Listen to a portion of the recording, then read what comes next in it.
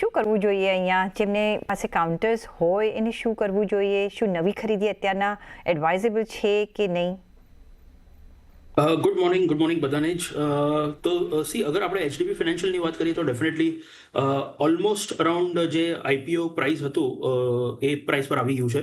So I think 850 લેવલ્સથી પડીને almost 750 levels પર અત્યારે ટ્રેડ થઈ રહ્યું છે. Q1 નંબર્સની વાત કરીએ તો થોડા વીક હતા, એક્સપેક્ટેશન કરતાં થોડા વીક હતા. સો હેવિંગ સેડ દેટ એની માટે થોડું આપણે કરેક્શન જોઈ લીધું.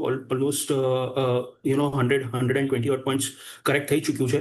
સો I think this is a good entry level. Definitely અહીંયા તમે એડ કરી શકો છો.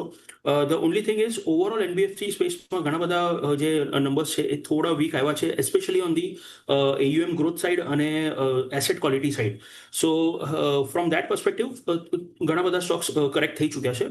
But I feel this is a very good entry level. જે પ્રમાણે નંબર્સ આવ્યા છે એ પ્રમાણે તમે અહીંયા ડેફિનેટલી એડ કરી શકો છો. છતાંય બે ટ્રાન્ચમાં એડ કરો, બીકોઝ માર્કેટમાં વોલેટિલિટી ઓવરઓલ ઘણી છે. ઘણા બધા geopolitical global issues are ongoing. So from that perspective થોડી વોલેટિલિટી હજી આપણને 15-20 દિવસ માટે જોઈ શકીએ છીએ આગળ. સો બે ટ્રાન્ચમાં તમે ડેફિનેટલી એડ કરી શકો છો. તો બે ટ્રાન્ચમાં આપણે અહીંયા એડ કરીશું. જે વોલેટિલિટી છે એનો પણ એક આપણે થોડો ફાયદો બી લઈશું, કારણ કે ગેરફાયદો થઈ શકે છે જો તમે એક ટ્રાન્ચમાં લો છો તો એક તબક્કાવાર ખરીદી કરજો. એવરી ઘટાડે તમે બે ટ્રાન્ચમાં અહીંયા ખરીદી કરી શકો છો.